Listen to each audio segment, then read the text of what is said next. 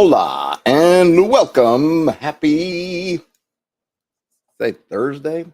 Thursday. Yes, I believe it is Thursday.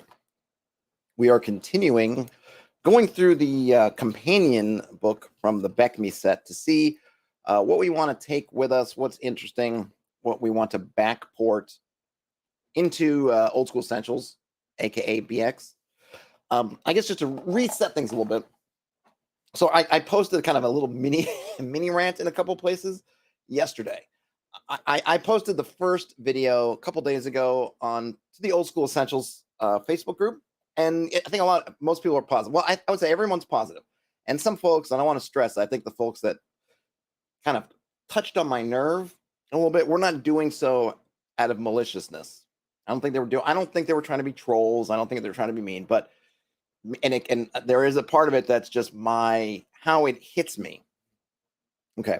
But there are folks out there who feel the need to kind of question what you're doing. Why are you doing this? And part of it, I think we should be able to. It's not, I feel like that you're above questioning why you're doing something. But oftentimes the question comes from a place that, like, there was kind of one I think calling it a thread might be too much, but one question was, well, why aren't you just playing BECMI? Why don't you just play BECMI? Why are you messing around? Well, sure, I could just play BECMI, but I don't want everything with BECMI. And I really like the core Old School Essentials, aka BX experience. So I want to kind of keep to that and not take the whole of BECMI, because there are a bunch of BECMI parts that I'm not super interested in, such as some of the weapon proficiencies. We'll take a look at them. We'll see what they have. But a lot of stuff I think is not really is too much crunch or cruff that I'm not really interested in.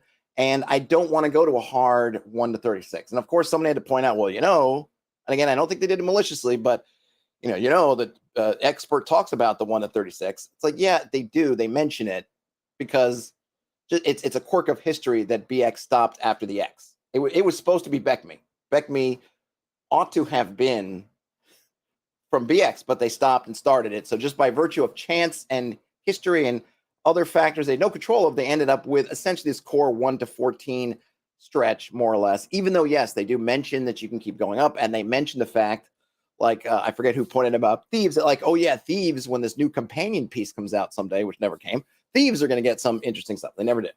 Mercurius says, no one's forcing them to adopt your extras. Well, yes, that's very true. But it's just a questioning even the effort. It's not even like, well, I'm not going to buy it because if I want to play BECMI, I'll play BECMI, which I think is totally fine. If you want to say, hey, look, if I were to get this out in a position, publish it somewhere, and someone's like, you know what, I'm not going to buy that. If I want to play BECMI, I'll play BECMI. If I want to play BX, I want to play BX. Hey, like, that's totally get or OSE. Totally fine. But that's kind of different than someone saying, like, why are you even attempting this? Just play BECMI. And it feels very reductive. It doesn't. Of course, it's coming from someone who's not watching the video, and I don't really blame them for that, because these are hour-plus long streams, and now I'm on number 5, so we're working on 5 hours of these things. I don't blame somebody for. And who does this anyway, right? Someone posts something, people don't really go and read it for the most part. They'll look at the title, they'll look at the little blurb, and then they'll comment. That's fine. But it's kind of like, don't even try. Why are you even trying this? Just go play BECMI. And I think, like, come on, like, it just seems like an awful thing to do. And if I were someone who took this stuff to heart, like me personally, I don't care. It irritates me, and I want to speak about it. It's like I want to pick at it like it's a scab, like there's a little white head, and I just want to pick it. But it's not, at this point, not something to dissuade me. But I also feel like, well, what if it was? What if I was somebody who was someone who was new and invigorated and enthusiastic about doing something with the game, and I want to post it, and I'm impressionable, and then someone comes in and says, why are you doing this? Just go play that game. It's a needless letdown. It's a needless, like, trying to punch somebody. Don't do this kind of thing. Don't pick scabs, right? We shouldn't pick scabs, as I have to tell my daughter. Let the scab do its work. The other kind of comment angle comes from this, which is somebody else is doing something similar. Like, and again, I don't think they meant it maliciously, but someone says, like, hey, you don't need to do this. Somebody's doing something similar already, or they've done it already. And I found that really odd coming from the Old School Essentials, because, hey, I hate to tell you guys this, but back in the day when Gavin started writing what became BX Essentials and he changed the name to Old School Essentials, basic experts already there, and this isn't really substantially any different from it. Oh, and by the way, it wasn't even the first retro clone. There was already Labyrinth Lord, and I'm pretty sure Lamentations was already there.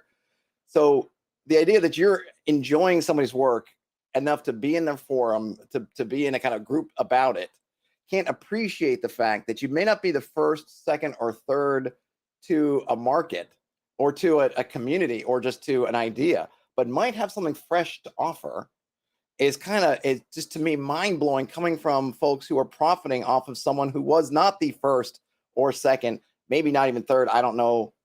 Don't at me about the order of different retro clones. I don't know, but they definitely weren't the first person to do something, particularly when the wonderful thing about OSE is not the content, because the content just came from BX. It's kind of the presentation of the content. Just a funny thing. Anyway, those things irritated me. And some folks, I posted, were like, "Hey, don't let them stop what you're doing, and don't worry about me in terms of what I do. Look at my channel. Look at how long I've been mucking around with this and my slow progress towards any sort of metrics of success. If anything was going to stop me from doing what I'm doing, it would have happened by now. I'm going to keep muddling through and doing it, and hopefully some folks get something useful out of it. Don't worry about me, but it's bothersome because I don't like the attitudes, as Terrence called it. The gatekeeper's going to gatekeep. I don't like the kind of attitude it does, and I worry that other folks who are younger or not as, I don't even know what the word is, just more impressionable. And look, people are on the internet. It happens all the time, the kind of cyberbullying stuff. And I do feel like some of these are kind of a form of sort of bullying, telling people, don't do that. Somebody's already doing it. Don't do that. Just go play their game instead. And it's like, why are you telling people not to do something? If you want to ask somebody, like if someone came to me and said, hey, I heard that this guy is already doing something like that, like, what is your angle? Like, that's a perfectly great question. Okay, what are you bringing to the table that I think this other person who may just be doing a straight port of companion, like, are you just doing the same thing? You're doing something different? That's a great kind of question. Like, hey, since BECMI as a whole exists, maybe ask, well, why? Like, if you're bringing this out of BECMI, what is it about BECMI that you don't want? Like, these are constructive questions. These can help people flesh out their ideas or lead to a conversation. But just telling somebody stop, it goes nowhere. So don't be that. So I guess I would say, if I was going to kind of bring around, don't be that kind of fan. We all have our favorite editions, our favorite types, our favorite things. Don't be that person. Don't be that fan. If somebody wants to explore an option, it's fine to ask them questions about it. It's fine to delve into the reasoning, but don't just tell people stop. Don't do it. The best case scenario is that you're just ignored and you just, like, you irritate me or somebody else, and they just go like, well, you're being a jerk. But the worst case scenario is they actually stop somebody from doing something. And my final point on that kind of little rant I went on was, what if Gavin had listened to people saying, don't do Old School Essentials because Labyrinth Lord already exists? Then, like, where would he be as a creator? If you're in this OSE community that you love, there wouldn't be one. Maybe he would have done something else. Maybe he would have done nothing else, right? So it's don't be that person. Be constructive. Don't be trying to shut people down. That's not as resilient, yeah, or as reckless, or as, yes, whatever term exactly. Thank you. Hackmaster was the first retro clone. Maybe, I don't know. When did I don't know. I think I think the debate seems to be, as far as I understand, Terrence, in terms of the original retro clones, I don't know what year Hackmaster came out. And maybe Hackmaster would fit, though I don't know if they even would call it a retro clone. I think maybe they would say it's more of a, I don't know how they would think about it. But as far as I know, it kind of comes down to, depending on the timeline and whatever, either Osric or I think Basic Fantasy. I think Basic Fantasy was kind of floating around first, but not in a real, like, finished published form. And Osric may have started kind of slightly after, as my chair is collapsing, but then got published first. So somewhere between those two, you could kind of call it a wash and call it a tie. But from what I understand in terms of retro clones, so it might be as much about how we're defining a retro clone as anything. Again, I don't know how Hackmaster fits in there. Okay. Now that I've kind of hopefully gotten that out of my system, apologies for that, but I need to get off my chest. And I just, if you're that person in the forum or Discord or X, Twitter, Zitter, or any of the other kind of social media things, and your impulse is to type out to somebody, don't do this because of X, come up with another way to ask the kind of question, right? And turn it into a positive. Don't just try to hit people with some kind of negative. Not cool. Not cool. All right.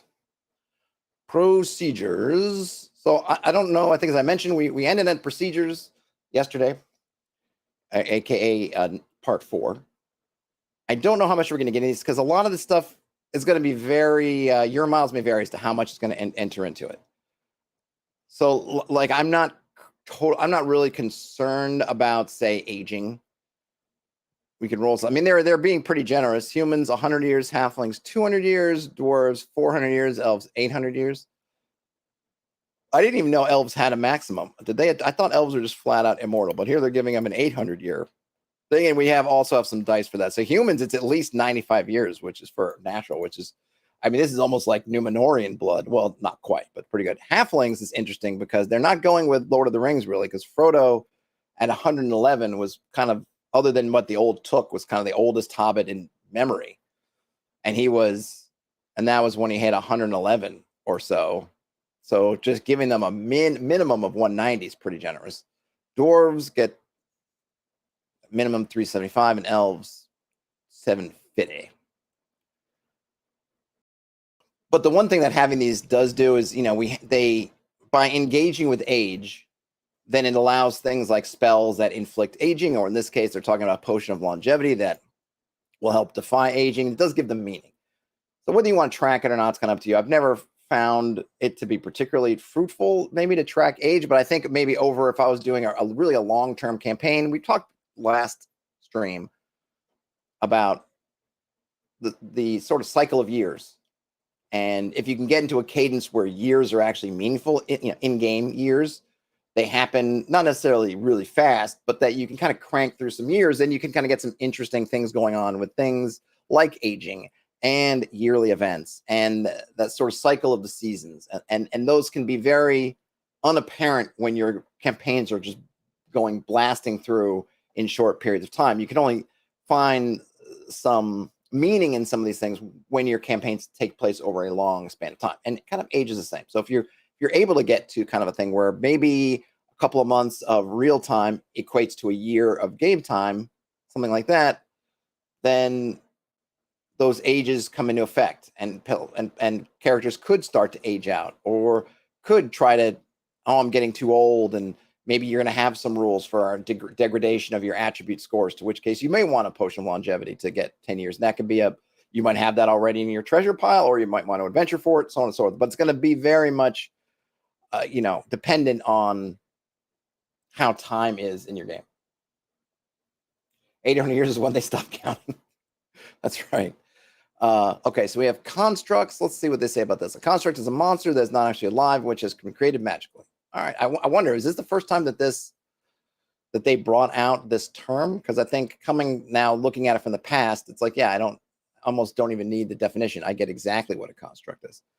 But we get some rules. Well, we get a couple things. So the lesser constructs, living statues, Magan or Magen, that come from X2, juggernauts that come from X4. Those are lesser constructs. Greater constructs include gargoyles, golems, and drolems that will appear, I guess, in this set. And we get some general rules. That's fine. I think at this point, I think people are pretty knowledgeable about what a golem is. All the elves start going Danny Glover from Lethal Weapon. I could dig it. I could definitely see, Elrond sitting back there going like, man, I am too old for this ish. That's really how Sauron wins, is because the elves are all like, I'm old, I'm out, I'm retiring back to the over the sea. Peace out. Okay, so this might be more interesting, though. Again, this is not really what I'm super interested in, but damage to magic items I think is interesting. So let's see what they say. Any item may be damaged by rough treatment, armor, and weapons, however, are made to withstand a considerable amount of punishment. The DM should decide whether an item might be damaged based on the item and the type of attack, and then make an item damage roll. Some breath weapons, acid, fire, cold, should require such checks. If the user makes a saving throw against the breath, bonuses can be applied to the items roll. Long falls should require checks. Pools of acid, rock slides, and other cases of extreme damage should require checks for items carried. A scroll normally need not be checked except against fire damage. You may also include water damage if desired. I would imagine would a scroll not would acid not affect a scroll? I would think it would. Sarasota, all the elves sailed west to Sarasota. Yeah, that reminds me. Way back in the day, there was a comedy show. Bill Maher, when he was a young man, way before, kind of a totally different guy compared to the Bill Maher you might see on HBO. But he had an HBO comedy special. And, the first thing he comes down to is, hey, I forget, something like, anyone else here from the East Coast? Some people clap, right? And he goes, Osaka, anyone? Right? The joke being he's talking about, East Coast of, or was it like like Japan, not the U.S.? It was kind of, I always remember that bit because it's all, it's all about that kind of relativity, right? East Coast, if you're in the U.S., has a very defined meaning. But if who knows who you're talking to, especially now at these global audiences, say East Coast, what is that? What exactly is the East Coast, right? What is sailing west, right? It could be, depending on where you are, it might be Sarasota. Probably, I would, maybe you dip around Florida, you end up in the Gulf Coast, where I guess with the hurricane right now. And hey, hope I have a lot of friends and folks in Houston. Hope everyone's hanging in there with the hurricane and really the power loss from the hurricane. Because man, having spent many a summer in Houston, I wouldn't want to be in that heat without air and power. It's or really power, which then gives you air conditioning. It's got to be brutal. Okay, so to check for damaged items, roll a d4 or a d6. If the result is greater than the item's strength, item is damaged. Items without pluses may be given ratings for this purpose. Okay, so it's a very simple. You're going to roll a number, I guess. If it's a low damage situation, roll a d4. If it's high, roll a d6. But still, since most items are not going to have more than a +2, you still got a pretty good chance. Even if at a +3 item, you got basically a 50-50 shot of it getting hurt. I'm trying to think, what is the highest plus you'd be likely to have? I guess +4. Maybe there's higher than that. I don't know. Okay, but that's fine. If you want to have it, I think it's good that there's a chance of things getting damaged, but I don't know if I'd want. I can see breath weapons. I think that's a cool effect of dragons, is that they can mess, especially if you want to increase the danger level of dragons. Because one of the things that happens in, say, definitely in modern D&D, is dragons don't seem that tough. And I think even people look at dragons on paper, something like Old School Essentials, and say, like, this is not that tough, right? You can create these scenarios where you can do it. And on one hand, it's cool because it's nice that you can come up with the stratagems. I remember seeing an argument. I was in it a little bit. I wasn't on Discord somewhere where somebody's going on with these really complicated, complex plans where they're going to take out dragons, and it was easy peasy. And people kept pointing out sort of obvious things like, well, given the scenario, but he was kind of setting up the scenario, but he was also giving like armies and siege engines and all this stuff. And I'm like, well, how are you getting all that stuff to the dragon lair? Because they usually don't just put their lairs somewhere that are easily besieged. I mean, that's kind of antithetical to smart lair finding. Hey, Ian. And you got to get all that stuff in position. And then, the dragon, a lot of siege weapons don't work particularly well against moving targets because that's not what they're meant for. You don't fire a catapult at something that's moving. You fire a catapult at walls or even a ballista. And it's not meant to be, it's not on some kind of crazy swivel where something's flying by and you're able to turn the catapult around. Like, that's not how those things work. You kind of set them and you kind of, measure it. You get them facing the direction you want to face. You kind of measure up where you feel like it's going to hit the wall, and you do it. The other thing was the effect of Dragon's Breath on troops. Sure, you may have this several companies of men, but what happens when that dragon strafes by and burns? I mean, if you're talking just regular troops, they could kill them all in one Dragon's Breath. And then whatever that doesn't kill, potential that you have to start rolling morale, and then folks start just breaking and running. Not to mention, your siege engines made of wood also would probably be prone to be destroyed pretty quickly by dragon fire, right? Now, if you send in the heroes, I mean, that's kind of part of the deal. It's okay. We can't. Maybe if we could get an army out into the field and get to a dragon and find the dragon in the right spot and get them to sit on the ground and wait for us and do all this stuff. Maybe we could do it, but that's not likely. So we want to send in the party. That's why you go for the heroes. Call for the heroes, but the dragon's too tough. And yeah, at a certain point, it can feel that dragons aren't that big of a challenge. But if you add in a little bit here where the dragon's breath has a chance of melting the magic armor and weapons you're having, well, suddenly those heroes might be thinking twice, number one, but also just having to want to strategize a little bit more, because you come in the dragon in the lair, you're in a confined area, you're all in there, you're all going to most likely be in that zone of the dragon's breath, and now you got to roll for all your magic weapons, including that maybe the dragon slayer sword that you've been carting with you just for this moment, and suddenly it just melts as the breath hits it. I like it. I might have to grab that out just for things like that, just for like magical things. Rock falls, all that stuff. I kind of think it's a cool thing about magic weapons that they're gonna, Sting can be in a cave for centuries, being banged around in a troll's bag and thrown in corners and left whatever to rot, to rust, everything. And it's like, it's just like new. I think that's really cool. But I also like the idea that something of sort of an equal power level could de-stingify it. All right, demi-human crafts. So let's see. So for dwarves, using a Forge of Power, the Keeper, Clanmaster, several dwarven blacksmiths can work together to construct dwarven lens.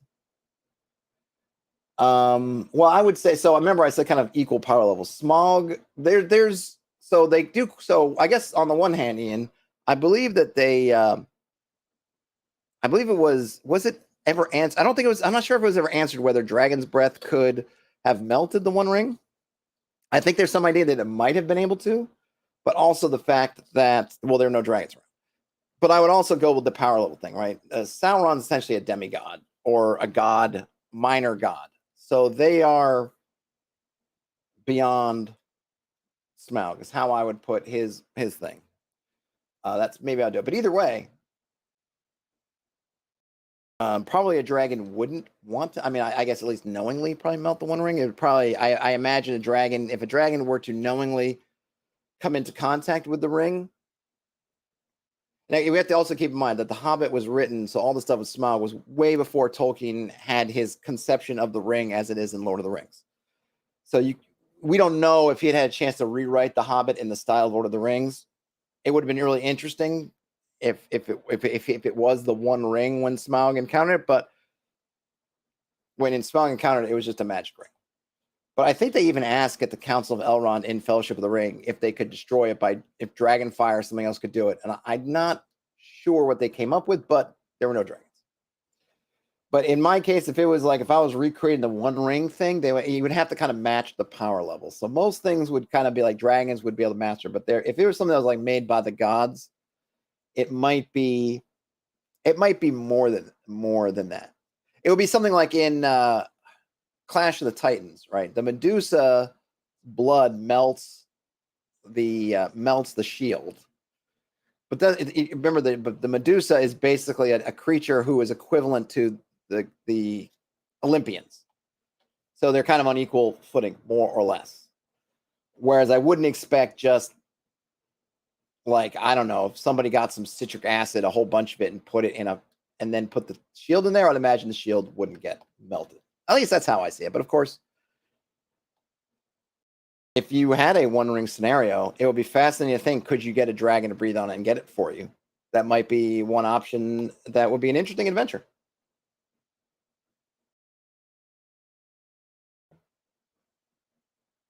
Well, there you go. Ian's answered the question. Not even and Calagon the Black. I knew they covered it.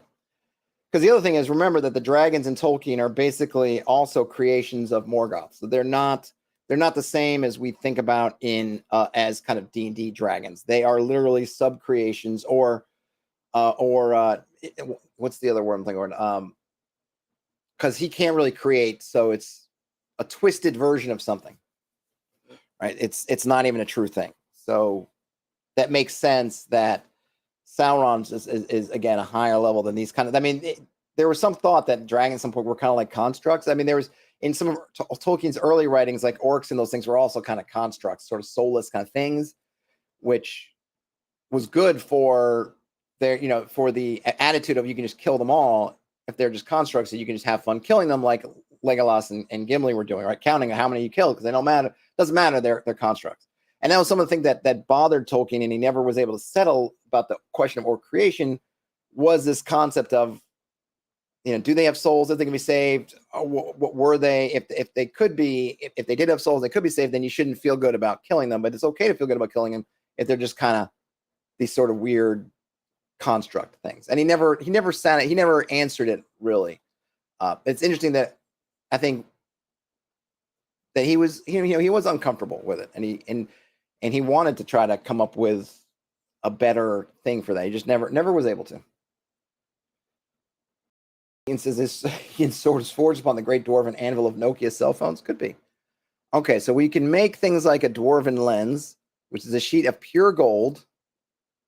And what does it do? The lens actually concentrates and distills darkness itself to form the oil.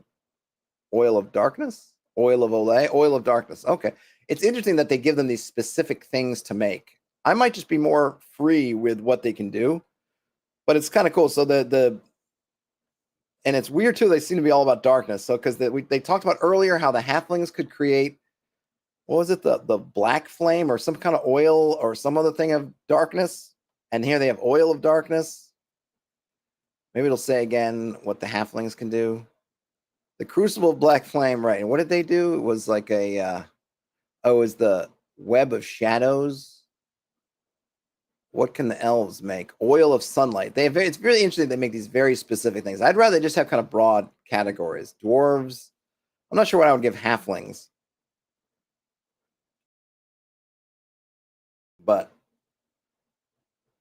Terrence said that his religious hangups affect his world. Well, I think it wasn't. I wouldn't even really call it a hang-up, because he was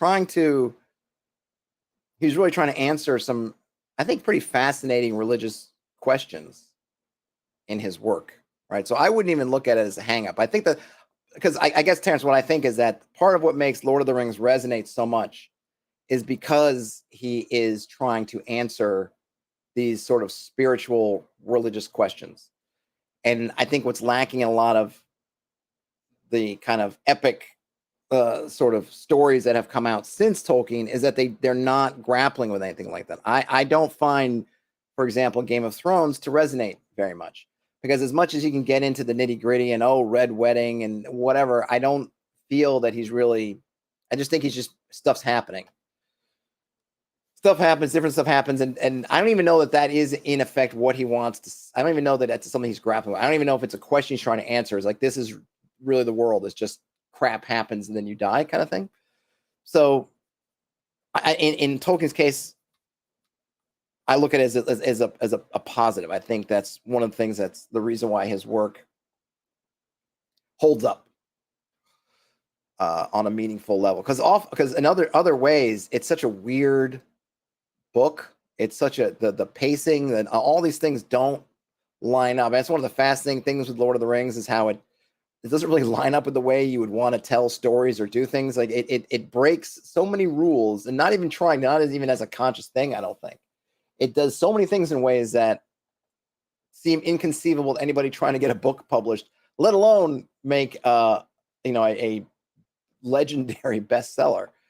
That it's kind of crazy. So when you look at it, like, how was it able to kind of overcome itself in many ways to become what it is? I think it's those deeper things that just, regardless of whether you end up being Christian, Catholic, whatever, I think they speak to us on a deep level.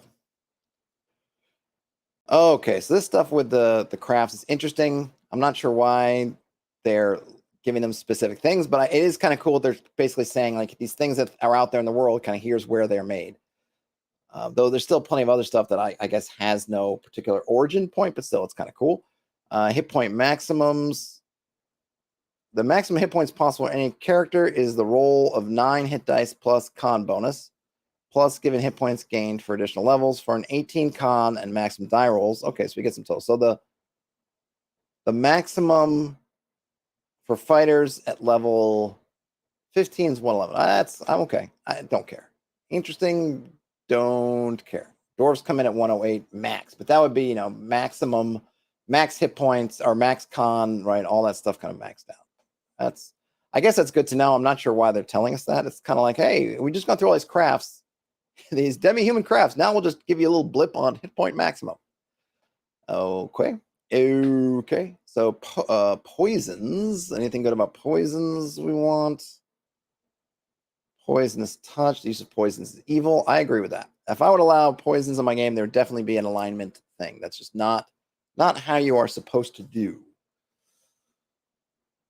Hit rolls. So we get some nice charts.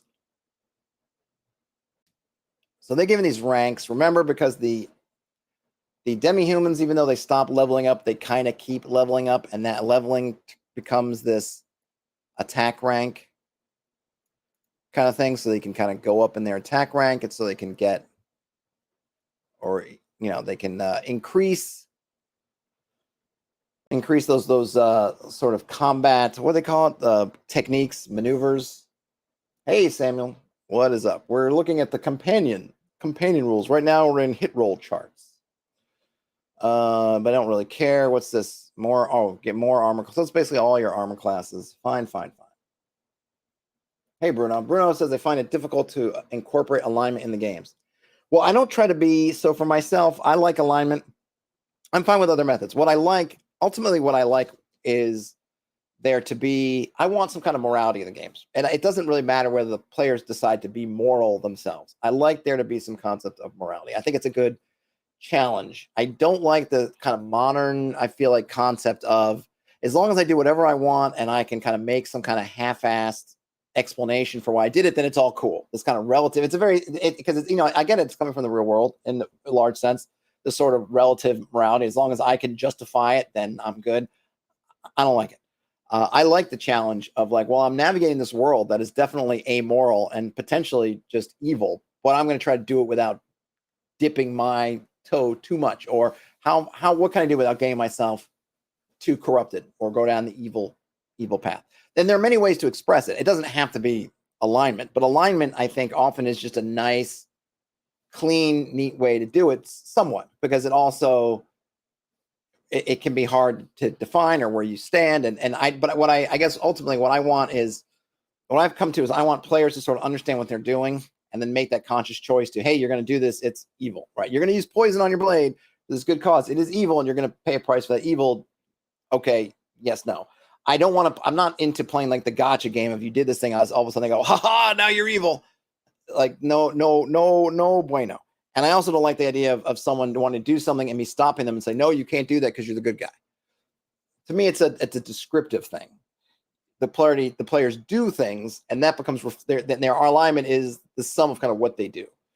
And you start off with one at first level because that's kind of who you are, or who you think you are anyway, at the beginning of your adventures. And then as you adventure, your true self is revealed, and that is your alignment. But I like having that. I mean, and as a player, I like having it as kind of a signpost, saying, okay, I'm playing someone who is, to use the 9-point alignment system, chaotic good.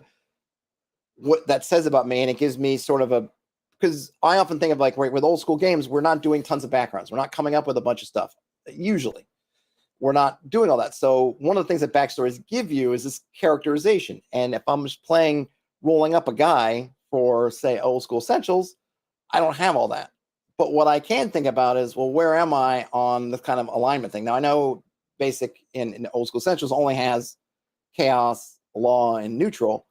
But still, I can kind of think about, okay, I'm good guy, but I'm on the chaos kind of end of things. Or I go with lawful, right? So, okay, these are the things I will do. These are the things I won't do, and kind of gives me a baseline. But then if I get into the game and I think that the end justifies the means, I'll do that. But I will also understand that I am sliding, because that's, so many people will justify horrible things as the end justifies the means kind of thing, that I know I'm sliding towards that thing. And I'm hopefully my GM, well, the referee will also say, like, okay, you can do that, but you can just know you're sliding your way from lawful into neutral into chaos.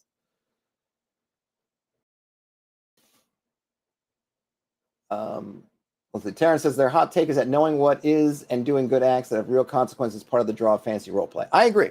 I agree with that. And that there being real consequences for it. Because unfortunately, in real life, we don't have consequences. And oftentimes, the people who do the worst things get away with it. Nothing happens. No bolt of lightning strikes them down. No undead, hands, come out of the soil and pull them into the ground. But in our games, we can have that. We can do that. And I like engaging with that. And I like players to have those questions. So for me, I like it. Now, all the methods have some kind of flaws to it, and alignment has some big flaws. I get it. And I understand from the poor experiences that people have played with different ways that alignments have been used in games to be turned off and not want them. I totally get it. If I wasn't going to use alignment, though, I'd want to have something else, whether it's some kind of moral compass, whether it's having some kind of code, something. I would want it for myself as a player and as a GM. All right, more hit rolls, which I don't think we really care about. This is all fine for monsters. Fine. Saving throws. Fine. So we have haste. I don't think it's cool if they're giving these explanations, but I'm going to skip through them because I don't think it's particularly impotent for us. Treasures. Let's see. Caching. This might be interesting. So we have getting some, I don't know if it's rules or advice for how we can cash out some normal treasures. This has always been an interesting one. I tend to not do the adventurer's boutique. I don't tend to have the shop where you can just go and cash out like the general store in an old Western gold rush town where you can just go in and there's some guy there with a little scale and they just weigh it out and pay out. I actually like to use gems and jewelry as things that are obviously can be very valuable, but you have to kind of deal with certain people in power, basically. Who can afford it? Well, it's the Lord. It's going to be, if there's a high, a merchant with some money, they're the ones that are going to really want the gems and jewelry. Your farmer's not going to want them. What is he going to do with a sapphire? Even if it's a large sapphire, it's like, what am I going to do with that? Either I can wear it, I can give it to my, wife or husband or daughter or son, but it's really not really any good to them. And the reason why I like this, doing it that way, is it pushes the party to interact with these powers in the region or wherever they are that then create adventuring opportunities. You got to you want to cash this stuff out? Well, you're going to have to get a meeting with the Lord. How do we get a meeting with the Lord? Do we need to do something? Do we need to have something? And that feeds into, well, how are you presenting yourself? Are you, what are you presenting yourself as a pauper, as some kind of bum sleeping in the sewers because you're too cheap to pay for a room? Well, then the Lord's never going to see you, right? Okay, so how do we do this stuff? And that just, I love stuff that just generates things that the party's going to want to do. So that's how I like to run it. But let's see how they do it. Whoa, Druid spent 400 gold on alchemical equipment. Oh, awesome. Do you have? I take it you got some good alchemy rules in your game.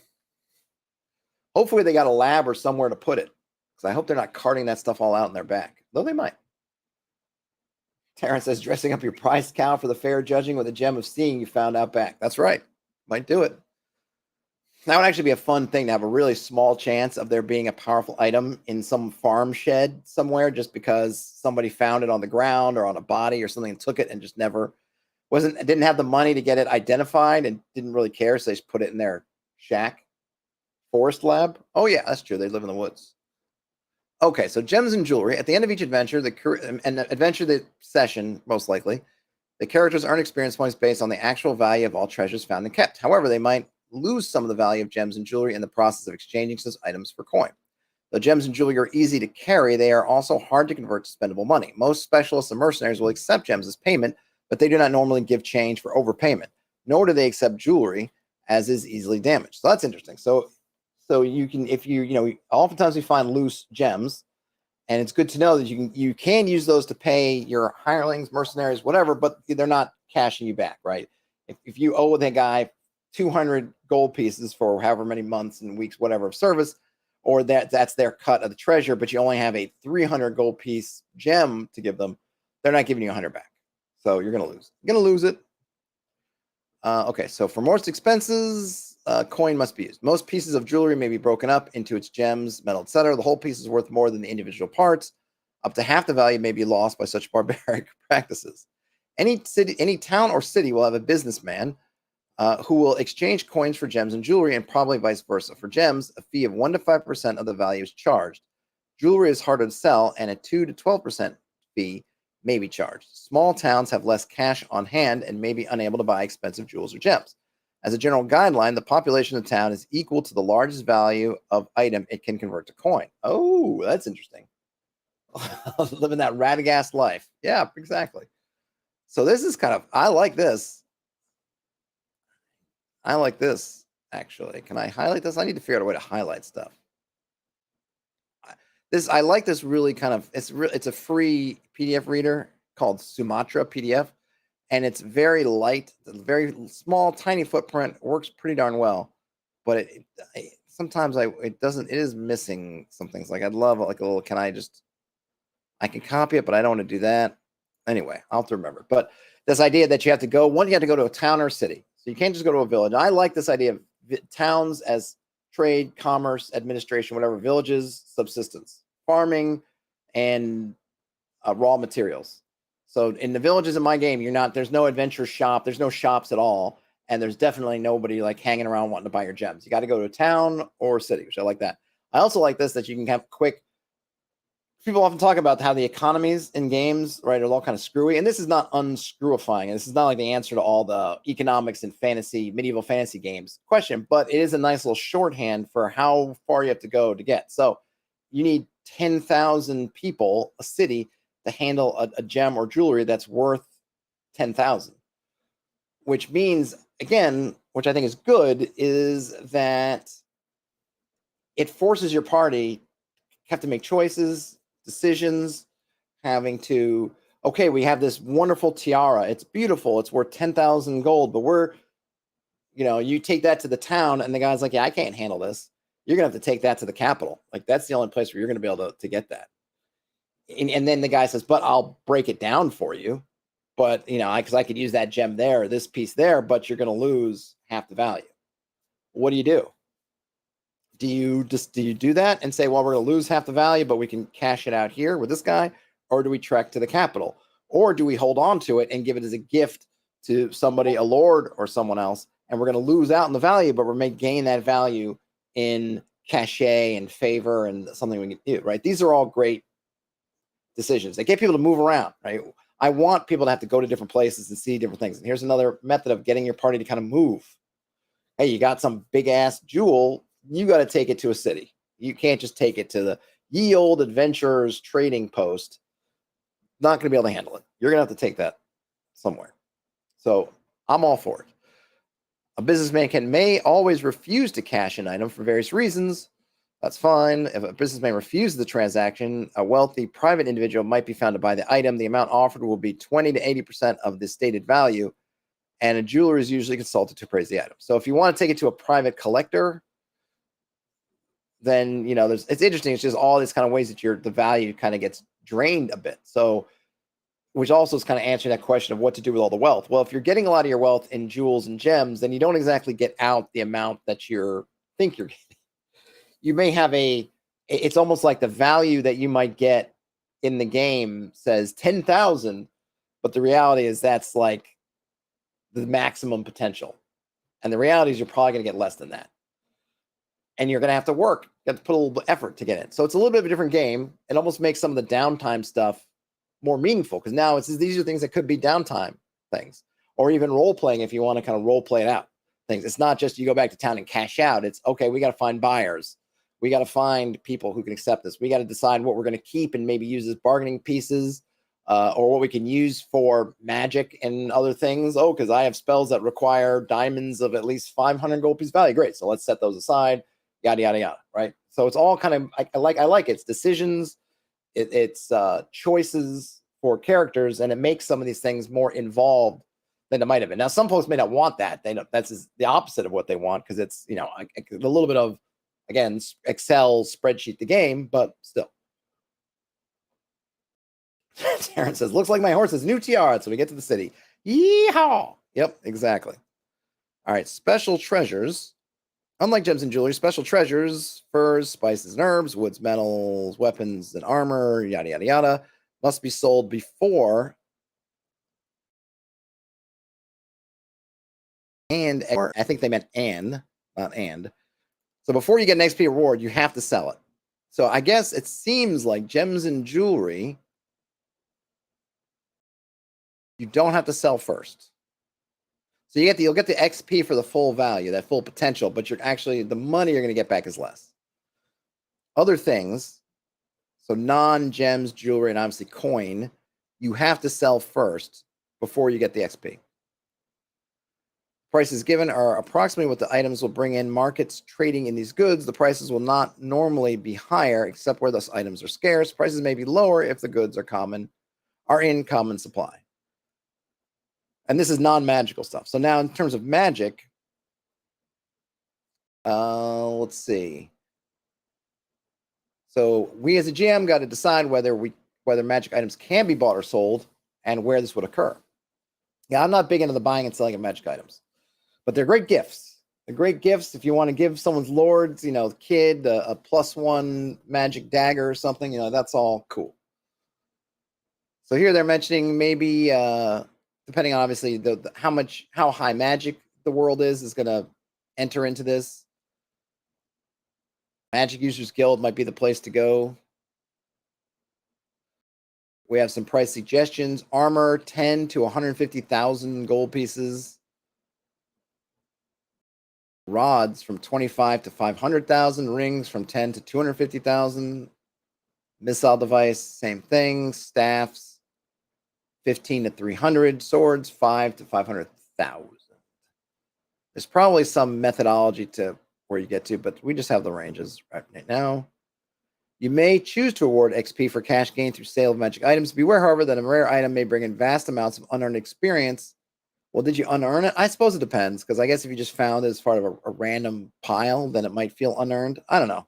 I like to use the random gems and jewelry generator that's in the back of I guess Monsters and Treasure, and you can get some crazy XP values for gems and stuff. But I'm fine with it.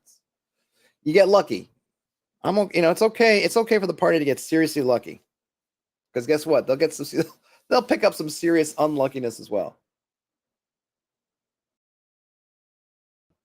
Samuel says XP for magic items. Sell magic items for XP. GP for XP seems strange. I think different people go back and forth on it. I think so remember, it's XP for selling it, right? So you don't get XP for just finding it. And so it's not something you get value from by just having in your possession, because XP from, because the value is that you have a magic item. That is its own reward. If you decide to sell it, then yeah, I don't know that I feel strongly one way or another, but whether you should get XP for it. I think it's going to be a table thing. You're not keeping it, so at that point, that's fine. I think the argument against might be that because some of these things are sort of randomized, that they end up in treasure, you can end up with somebody having, obviously 500,000 is at the high end of the range, say for a rod, but you might have a rod that's 100,000 gold pieces in there. I don't know how these are supposed to increment up necessarily. I don't know what a 500 GP kind of thing versus the 25,000, but in any case, yeah, you're gonna get that. I'm okay with it, but I'm also okay with saying no. It's who's going to buy these things? Like, who are you selling them to? Who's got 500,000 gold pieces to give you for it? So I like to think of it more as, well, these are things that if you really don't want it, and you don't want to, and I also would think as a player, if you're the potential to have your team of, your multiple PCs being able to have, say, a town stronghold or somewhere you can say, I'm going to bank this away and I'm not using it because I'm beyond it now or whatever, but I want to hold on to it because my next PC or my junior PC who's coming up may want to use it. I think is an argument for keeping it. I think they also make, you want to meet a king, you want to make a good impression on a king, give them a really nice magic sword. That's certainly one way to impress somebody. So yeah, I hear you, but I'm also okay with the other way. If you want to give them XP for selling it, not for finding it, for selling it. I feel pretty strong that you shouldn't double dip. You shouldn't get the XP for finding it and keeping it because they are magic and they're powerful. Planning and placing treasure at this level of play, obtaining coins is no longer a primary goal of adventurers. Gems, jewelry, magic, and special treasures should be the valuables most often sought by companion level characters, right? Because you're level 15, it's assumed that you've already had to earn a lot of XP, which means you've gotten a lot of gold. So at this point, you're probably not searching for more. You're not broke. You're not searching for how to pay for your next night's lodging. You got bigger things you're after. Your goals are grander than that. To advance a mere 10% of the next level XP goal in one adventure, each character needs 10 or 15,000 experience points with a maximum encumbrance of 2,400 CN. What is CN? Coin? Oh yeah, because it's coin weight. 2,400 coin. Even platinum is barely worth the effort. More valuable portable treasures are the goals, and gems, jewelry, and specials are the primary targets. I mean, this is a kind of a key thing, right? You can only carry so much. So at the beginning, you'll take the gold because you can, but at this point, it's not worth it. I mean, it's kind of funny. The gold is not worth its weight to carry anymore in terms of experience points. You may want it for spending, but in terms of experience points, it's just not efficient as opposed to a special piece that's value has as much as that 2,400 platinum, but it's this size, and I can carry a bunch of them if I can find them. I can carry 10 of them in a pouch, right? And still have room left over. Hey, Bo, no worries. Thanks. You made it now. The notifications are funny, not to go off on a sidetrack, but I find sometimes I'll put up a community post, right, saying that I'm not streaming the next day or something else is happening. And I feel like people get notified days later. So I'll have people like one day, I think I posted like, hey, not feeling well, not going to stream today. And I had people sending me well wishes 2 days later when I'd already been back streaming again, like I missed one day. I think it's a function of either how you do. I don't know. I think there might be even different levels to notifications. I don't know how it all works. I don't know how it all works, but no worries at all. And I know that I'm streaming at odd times. I should probably set up a schedule, as they say, a schedule so that folks can be more in tune. But I'm just playing it loosey goosey like that for now. Things that will be sorted out in due time. Well, maybe not in due time since I've been doing this a while, and I haven't gotten sorted out yet. So we'll get there, though. We'll get there. So I was going to say, so about this kind of coin weight, I feel like it would be cool just to start this from the front and just have most things be gems, jewelry, and specials and less loose coin. Just do that from the start, I think. It makes more sense. When you think of grave goods, it's not, there might be some coin in there, but it's a lot of it is other things. And like I said before, when I was talking about the kind of having to engage with different people, engage with different systems, have to travel around to sell stuff, I think it's neat to have those kind of things. Like, oh, hey, barkeep, we'd like to spend the night. All right, that's so many copper. It's like, well, I don't have the coin, but I do have this opal, and this opal's worth a bunch. And I have this player thinking like, man, I'm giving up this opal that's worth 50 gold pieces, and this is and what we're doing is 10, silver pieces worth of trade here. But man, I need to do that, or I got to figure something out. Like I like those kinds of things, and I think that's more fun, But I wouldn't necessarily not have any loose coin. But I just think if you start that up front, the more I guess here's what I think.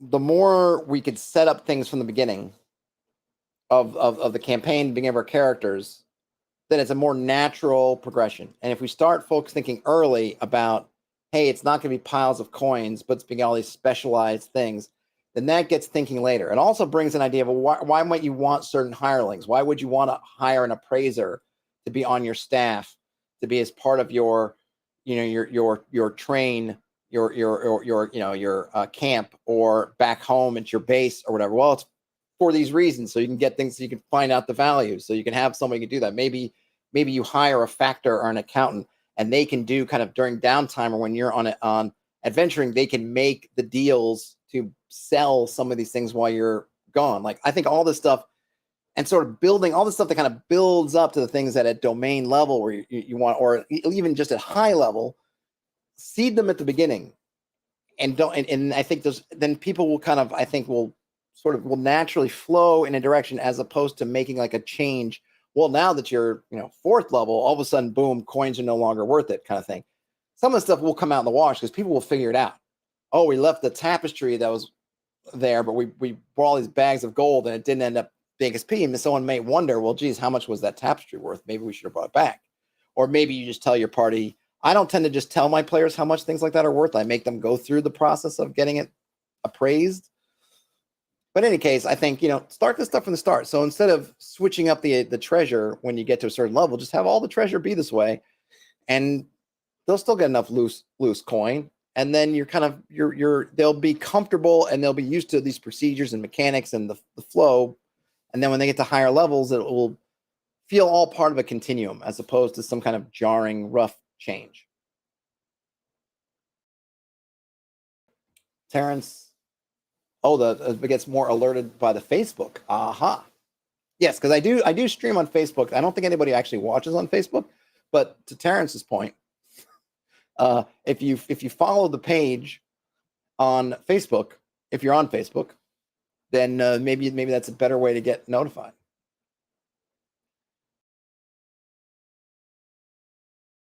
Oh wow! So Bo says that I'm streaming in between other streamers.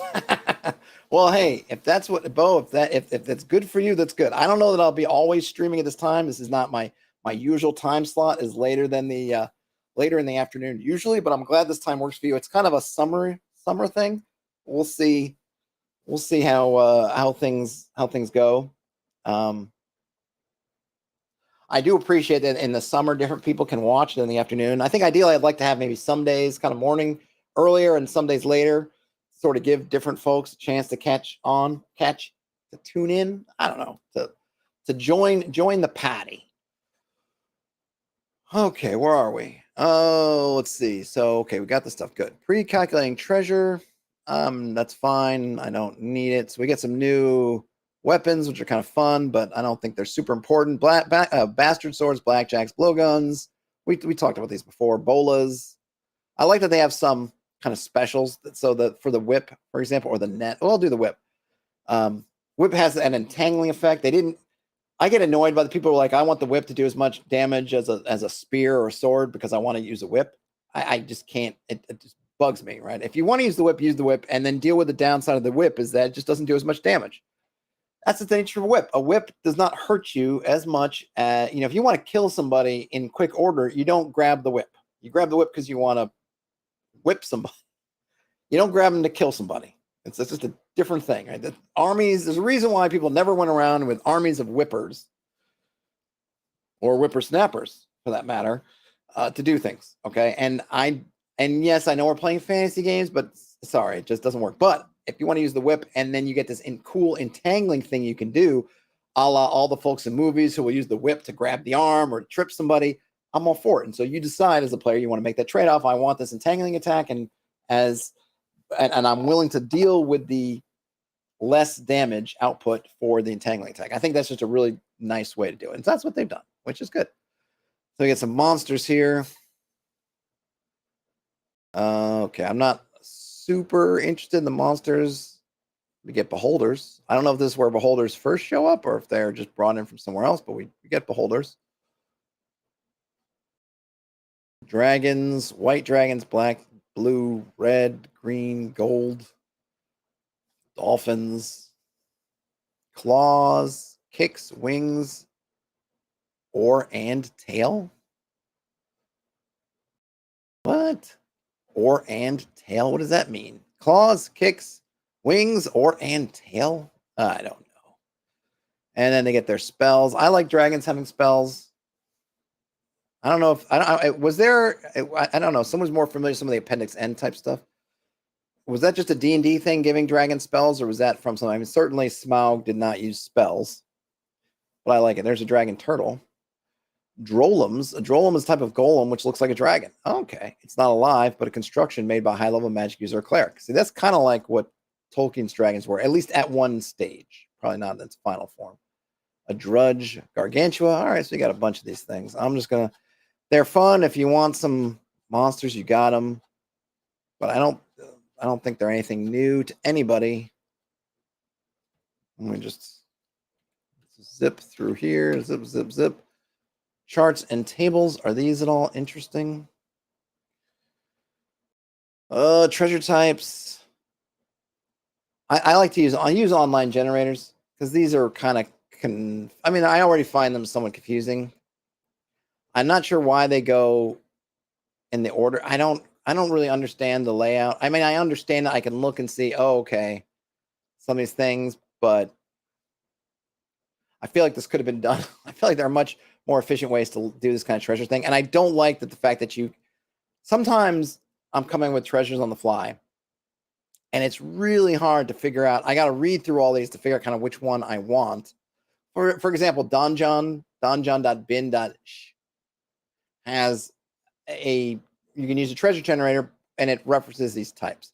But I cannot remember which types kind of give me the right treasure. So unless I kind of know the monster, because sometimes I just want to generate a treasure of a certain type without having a monster attached. And it bothers me that the types don't reflect anything that is easy to think about. Like A is not the worst. O is, okay, it's no, but you get maybe scrolls.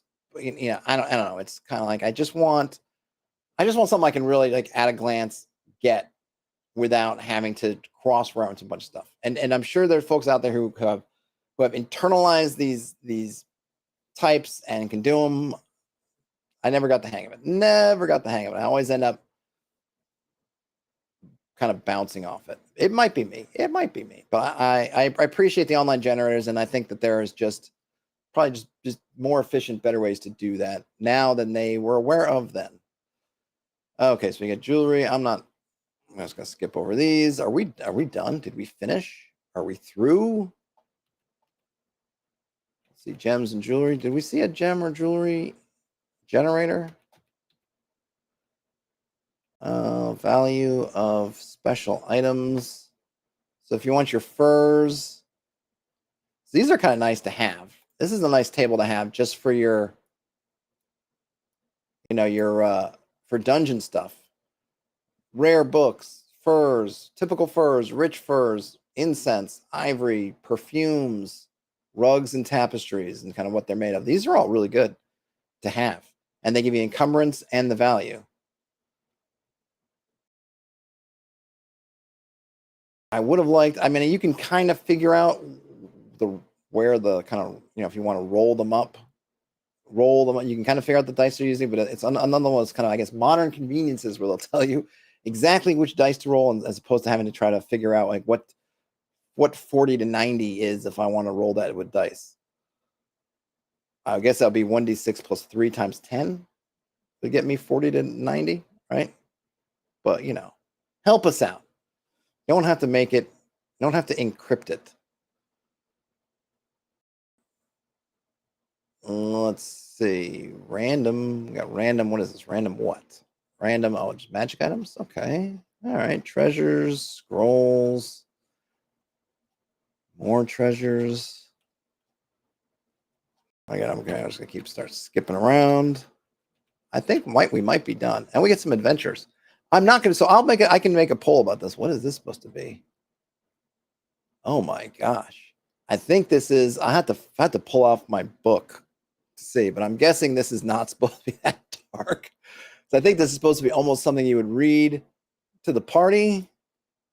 But man, they could have fixed this up in the scan. I feel like at this point, I guess, I was going to say, couldn't WotC have somebody go through and clean up some of these? But I give them credit for just them having these scans available, because they don't have to. It doesn't serve any purpose for them at all to do. It's great for the community of folks who, many of which hate WotC with a passion and don't want anything to do with modern D&D, but yet still they've kind of thrown us this bone. And yeah, sure, they make a little bit of money off of it, but the amount of money that they make off of selling these books is so minuscule. It's so nothing to them and to the overall thing that it's essentially you could just zero it out.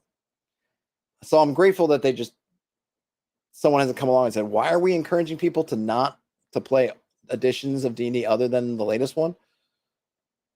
However, even if they were just a community outsource it would be great to come and fix things like this. I mean, yes, I can read it if I zoom in super tight, but hopefully if you get this, I don't think they have this one to print yet. Hopefully they'll fix it. So we get what is this? The following scenarios. I'm not going to read. We're not going to go through scenarios. I can make another poll if anyone's interested in these adventure scenarios. It's kind of outside. Oh, we got a little hex map. And we get an epilogue. Ooh, Marvel superheroes. I'm going to have to go through this because I'm a big fan of Phaser Rip, at least from back in the day. I had a ton of fun with Marvel superheroes. A 10-foot pole. Yes, Bo, exactly. Star Frontiers. Index for both books.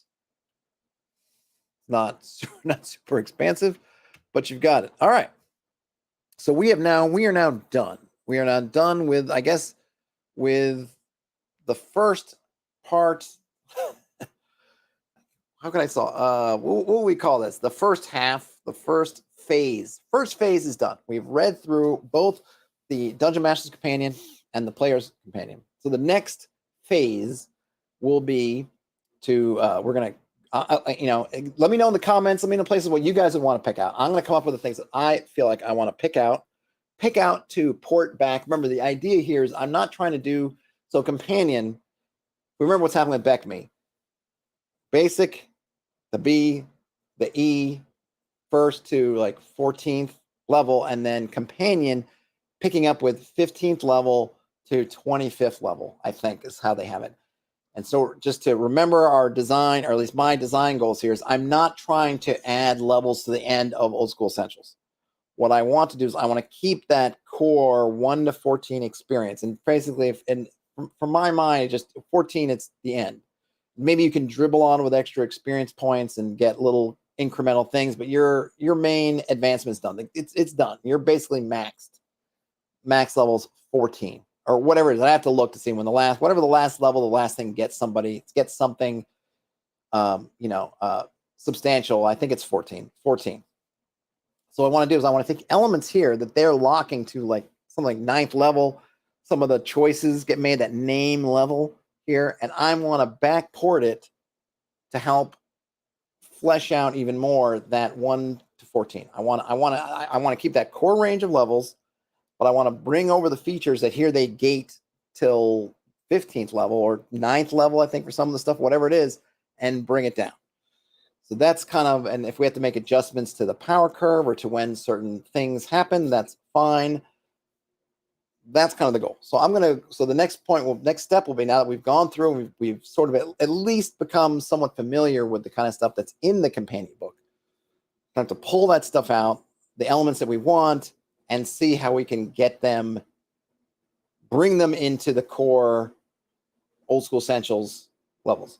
Bo wonders how mergeable Star Frontiers is with BX. I don't know. I have some of the Star Frontiers books laying around in physical form. I don't have anything digitally. I'm not sure. I mean, certainly, Gamma World, I think, would be a good fit.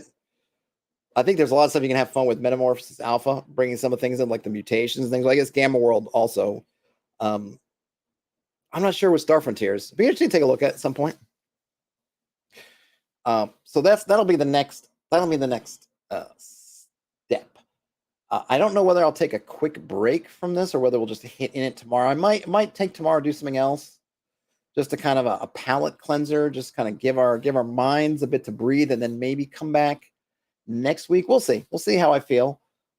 Let me know how you folks feel, wherever it is you can find me, which is basically most social media and YouTube, of course, comments and whatnot, Facebook, on Facebook, and Shitter and all those other things, Zitter. Never seen the inside of any of them. Oh, there's some neat stuff in there. There's some neat stuff. I will do it at some point, but I'm sure some folks have covered Star Frontiers, but I'm also happy to do it because I love all that stuff. And I definitely want to do Phaser Rip at some point also. All right, well, this was really fun read through. I don't think I'd ever read through this much of the companion books ever before. So this was really great. I was not a BECMI kid. I was a BX kind of AD&D kid. So it's kind of fun to see some things that are a little bit different. We may need to delve into the E-Expert, just because I know some of the features they talked about, particularly on the player side, where it says, hey, go get stuff from Expert. But I have that book also. So it's pretty inconsequential to grab it if we need to reference some stuff. But think about the things that if you're here for the streams, think about the things that you felt like were the things worthwhile. I have my ideas. And then if not tomorrow, then next week we will start seeing what we can do to to port them. I'm calling it backporting, backfilling down into that core level 1 to 14. Hey, Spuds. Yep. Well, that's kind of what I'm working on. So Spud says that they love an OSE set that adds in the BECMI features. Yep, that's kind of what I'm doing. The one thing like I said, I'm trying not to do is I don't want to add more levels. I'm not. I know that OSE followed BX and kind of having a hey, there's going to be more levels. I'm not that part. I'm not interested in. I think somebody else may be working on that, which is great. I'm more interested in bringing that functionality down to the core OSE level. So we'll see. We'll see how that works. But tune in, I guess, next week, Spuds, we'll get in the nitty gritty. If this is your first streamer joining, because I'm kind of winding it down, check out the other. You've got hours of content you could watch if you want to catch up to what we've been doing. The levels are the easiest to add. Yes, for sure. I mean, I get why that would be the obvious approach, but I think the other part of it is that as happens so much with every edition, folks rarely get above level 10, let alone to level 36. So I think adding in stuff that's going to trigger in the teens levels is just not going to be not going to be. It's not going to find a lot of use, right? So I want to, and I do feel like that. I really like, Birthright tried to do this, but I really like the idea of these elements that you want to be in different parts of the game. Introduce them early, right? Don't wait until name level to get to like all of a sudden domain stuff appears. Seed that stuff in early. Set everything up. Make the choices apparent early. And I think something we can kind of do is companions that had a lot of great domain, kind of Dominion type stuff, but it's all, hey, when you get to 9th level, then deal with the stuff. But a lot of people don't get to 9th level. And then they get to 9th level, and now all of a sudden you're like, hey, domains. And I think, why are we waiting so long? Let people do it, especially when you have money to burn and things like. Let people get invested in stuff earlier, and it'll seem more like that continuum of play as opposed to all of a sudden we're playing a new game. Yeah, I don't know about, a lot of people seem to be into the weapon mastery. I should probably reread it. I'm not certain I want weapon mastery. I'm not certain I need it, I guess, but I probably have to give it a look. Maybe we'll look at the rules cyclopedia version just because it might all be in one place. We'll see. I know a lot of people like it. I don't know that I need it for myself, but it's probably worth looking at. I think that what happens is I always feel hesitant with the specialization game starts to kick in, because I think that it ends up, it creates that kind of character gen mini game that I don't love that much. And that's just a personal thing. I also think that people tend to dig themselves holes with specialization, and then it's like up to you to bail them out. Well, I made a guy and all he can use is pole arms because I made him a pole arm ultramaster. You took my pole armor away, so now I'm useless. You hurt me, GM. You cut me to the quick. And I don't like it. I think there's something nice about fighters who can pick up any weapon and go. And I think a little bit of specialization can be fun. I think too much changes the game in ways that maybe I don't love, again, for myself. But we should take a look at it because it'd be fun. All right, folks. Well, I am going to sign off for now. It was nice meeting you, Spuds. There's about 5 hours of this stuff if you want to catch up to what we've been doing. And then next week, we'll be getting into the nitty-gritty of more of the act of the conversion now that we've kind of read through the raw materials. As Bo says, yeah, slippery slope with the specialization. That's a really good way to put it. Yep. And sometimes I find it easier just to not engage with that, and then you just don't end up on that slope. Plus, then you can have fun using all kinds of cool weapons, and it suddenly becomes, if you don't find a magic whatever, that you're not like bummed out because you don't have a magic thing. Same time, same place, Spuds. Time may change. I'm kind of in a summer schedule right now, so that's mornings kind of seem to be working, but it might be afternoons. If you want to know, make sure you hit that notification bell. I'm not sure exactly how you have to hit it to make sure that you're kind of notified in the moment, but that's probably the best way to figure it out. Or follow on Facebook, because as Terrence mentioned, Facebook seems to be better with the notifications. So if you follow the page on Facebook, then that might be a better way, because YouTube, the bell thing seems to be, from everything everyone says, it seems to be a little bit fluky with the bell. Yes, time is fluid time. With that said, whatever time it is for you when you watch or listen to this, have a great rest of your day or night or whatever. Other than that, folks, be good, have fun, game on, and I'll talk to you later. Bye now.